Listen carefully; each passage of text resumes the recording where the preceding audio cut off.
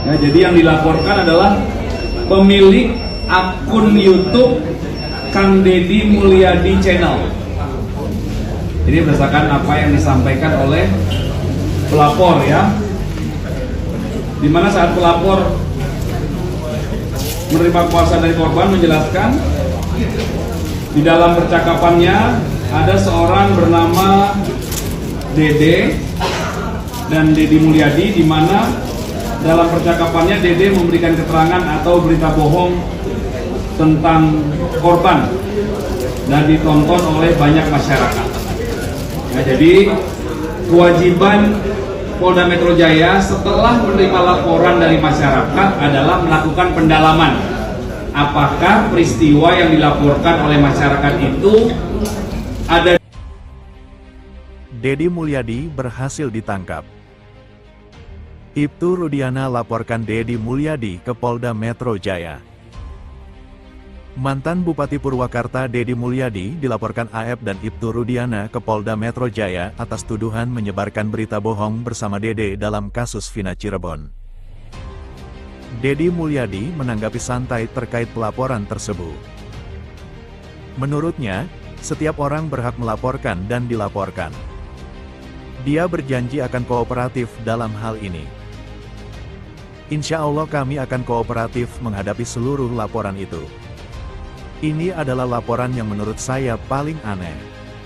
Sebab mencabut pernyataan Dede berbohong 8 tahun lalu justru dilaporkan, ujar Deddy Mulyadi setelah menghadiri kegiatan Justice Talk dengan tema Secercah Cahaya Terpidana Vina Cirebon di Universitas Kristen Maranatha, Kota Bandung, Jumat, tanggal 2 Agustus tahun 2024. Lebih lanjut, Deddy Mulyadi mengatakan ada sedikit kejanggalan dalam pelaporan ini. Biasanya orang yang berbohong yang dilaporkan. Kan biasanya yang dilaporkan orang yang berbohong, tetapi ini orang yang menyatakan saya pernah berbohong dilaporkan, ungkapnya. Deddy juga mengapresiasi kepada semua pihak, narasumber, Universitas Kristen Maranatha, dan Ikadin juga Peradi terhadap aksi kemanusiaan yang dilakukan yang merupakan perspektif baik. Usaha kami untuk memberikan keberpihakan yang nyata pada kaum jelata yang mengalami berita ini. Jadi, ini adalah peristiwa kemanusiaan yang harus kami jaga dan kawal secara bersama-sama, agar mereka, para terpidana, terbebas dari penjara, tuturnya. SWS. Ya, saudara SWS ini melaporkan peristiwa penyebaran berita bohong. Penyebaran berita bohong sebagaimana diatur di pasal 28 ayat 3, junto pasal 45 ayat 3, Undang-Undang Nomor 11 Tahun 2008 tentang ITE. Dalam uraian singkat peristiwa yang dilaporkan oleh pelapor selaku kuasa dari korban, ya, korbannya saudara AR. Pelapor menjelaskan bahwa pada saat pelapor berada di kantor DPP Perhaki, pelapor melihat adanya akun media sosial YouTube. Nah, jadi yang dilaporkan adalah pemilik akun YouTube Kang Deddy Mulyadi Channel. Ini berdasarkan apa yang disampaikan oleh pelapor ya. Dimana saat pelapor menerima kuasa dari korban menjelaskan di dalam percakapannya ada seorang bernama Dede dan Deddy Mulyadi, di mana dalam percakapannya Dede memberikan keterangan atau berita bohong tentang korban dan ditonton oleh banyak masyarakat. Nah, jadi kewajiban Polda Metro Jaya setelah menerima laporan dari masyarakat adalah melakukan pendalaman. Apakah peristiwa yang dilaporkan oleh masyarakat itu ada dugaan tindak pidana atau tidak? Ini merupakan bagian yang akan didalami ya. Masyarakat boleh atau dapat membuat laporan yang mengetahui, yang mendengar, yang mengalami, yang menjadi korban kejahatan itu dapat membuat laporan polisi. Namun kewajiban kami Polda Metro Jaya harus segera menindaklanjuti dengan pendalaman, melakukan klarifikasi terhadap pelapor, korban, saksi-saksi, mengecek TKP, termasuk melakukan pendalaman terhadap siapa pemilik akun YouTube yang dilaporkan ini. Ya, jadi ini masih awal. Karena dari hari ke hari, dari waktu ke waktu, itu bertemu dengan orang-orang yang menghadapi masalah. Cuman bedanya dulu tidak ada media sosial. Karena hidup saya dihabiskan untuk itu, maka hati saya sangat terasah. Bagaimana membaca setiap masalah. Karena problem dari Indonesia itu adalah satu hal. Setiap orang diajarkan berpikir akademik, setiap orang diajarkan bagaimana membangun fisik, tapi dalam dunia kehidupan kita, termasuk dunia militer, dunia kepolisian, dunia birokrasi, ada satu yang hilang, membangun rasa. Padahal orang itu akan punya kejeniusan diri, manakala rasanya punya ketajaman, bisa membaca situasi. Jadi, dalam pandangan saya, kasus 6-7 terpidana yang mendekam di penjara seumur hidup di Cirebon dan 1 sudah bebas saka tatal, itu adalah kasus amarah. Amarah siapa? Amarah Aep dan amarah Rudiana.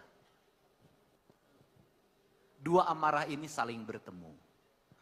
Aep memiliki amarah karena seminggu sebelum kejadian, di tempat dia bekerja, temannya bernama Aceng, dalam keterangannya Dede, itu membawa perempuan 2 orang, digerebeklah oleh teman-teman yang hari ini mendekam itu. Dan teman-teman juga yang mendekam di penjara hari ini juga salah waktu itu. Dia mengikuti amarahnya. Ini siklus, hidup itu siklus begini. Nah kemudian dari situlah Aep memendam amarah. Saat Aep memendam amarah, Parudiana mendapatkan Eki dan Pina meninggal. Beberapa hari setelah itu, bisa jadi dalam dirinya itu ada kecurigaan yang dipicu oleh kesurupannya Linda. Linda kenapa kesurupan? Karena Linda juga mungkin terlalu banyak memendam amarah. Nah, direkam. Kemudian rekamannya diserahkan oleh kakaknya ke Parudiana. Dari situ, dari amarah yang sedang berkembang, bertemulah amarah Dede dan amarah Aep dan amarah Parudiana melalui salah satu anggotanya. Maka Aep yang bercerita tentang adanya anak-anak yang suka ngumpul di gang, kemudian nongkrong, kemudian disambungkan dengan kematian, maka api dan api bertemu dan terbakarlah Cirebon dengan amarah itu. Seluruh amarah itu terjadi karena apa? Karena ekonomi. Kenapa ekonomi? Mereka itu kenapa dihinakan? Mereka itu kenapa ditindas? Mereka itu kenapa diperlakukan tidak adil? Tanpa bisa melakukan perlawanan hukum yang kuat. Karena mereka tak memiliki apapun dalam hidup. Mereka tidak punya koneksi terhadap kekuasaan. Mereka tidak punya koneksi terhadap advokasi yang mapan. Bahkan mereka tidak punya koneksi terhadap ekonomi yang membuat mereka terpuruk. Seorang miskin ketika dia menghadapi masalah, jangankan untuk menyelesaikan masalah, meninggalkan pekerjaan, kehilangan beras dalam 1 hari itu, kehilangan pendapatan 1 hari itu, membuat dunia menjadi gulita, dan akhirnya dia menyerah dengan keadaan. Ini akibat apa? Negara tidak hadir di tengah-tengah mereka. Makanya berulang-ulang saya tanya terhadap keluarga, pernahkah lurahnya bertanya? Pernahkah camatnya bertanya? Pernahkah wali kotanya bertanya? Mereka jawab, sampai hari ini menengok pun tidak pernah. Disitulah saya katakan, Aparatur negara kehilangan rasa dan empati dalam hidupnya. Dia tidak hadir ketika masyarakat mengalami kegelisahan. Kenapa itu terjadi? Mereka tidak terlatih untuk hidup di tengah-tengah masyarakat. Mereka terlalu terlatih menyemir sepatu, memasang atribut dan berbaris di depan kantor. Dibanding mereka hidup dalam kegelisahan masyarakatnya. Kenapa itu terjadi? Kenapa itu terjadi? Karena aparaturnya jarang puasa Senin Kemis.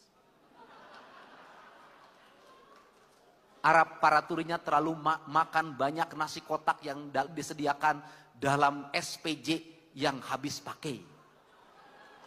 Aparaturnya terlalu banyak mengikuti kegiatan-kegiatan yang normatif. Kuliahnya mengejar golongan 2A, 2B, 2C, 3A, 3B, 3C. Tapi dia tidak diajarkan tatanan hidup. Padahal dalam kebudayaan diajarkan ada 3 tingkatan. Brahmana, Satria, Wesa, Sudra. Itu kebudayaan. Brahmana itu siapa? Brahmana itu adalah orang-orang yang memiliki tingkat standar hidup yang tinggi. Dia tidak berjudi, dia tidak minum, dia tidak berzina. Kenapa? Karena kasta hidupnya sudah sangat tinggi. Dia adalah para pengambil keputusan spiritual tertinggi. Para kesatria apa? Para pengambil kebijakan. Para penegak hukum, anggota DPR. Maka dia juga melepas masalah itu.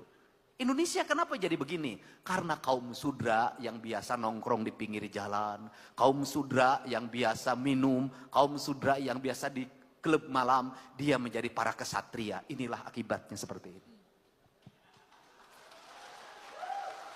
Maka saya katakan kalau ingin jadi... Barusan saya melihat di VT Branda ada konferensi dari Polda Metro Jaya sehubungan dengan pelaporan AIP terhadap KDM. Ya, jadi memang cukup aneh juga gitu ya, sepertinya kok Polda begitu gampang untuk menerima pelaporan itu dan bahkan kemudian mengadakan konferensi di tengah sekali lagi di tengah masyarakat Indonesia lagi bertanya-tanya tentang kredibilitas Kepolisian Republik Indonesia sehubungan dengan kasus Vina Eki ini. Tetapi ya memang adalah hak setiap manusia, masyarakat atau subjek hukum untuk melaporkan seseorang bila merasa dirugikan. Tetapi dalam kasus ini ya kita mungkin sedikit cukup bertanya-tanya, kok secepat segampang itu laporan diterima dan kemudian dikonferensi perskan. Biar netizen yang menilai hal ini.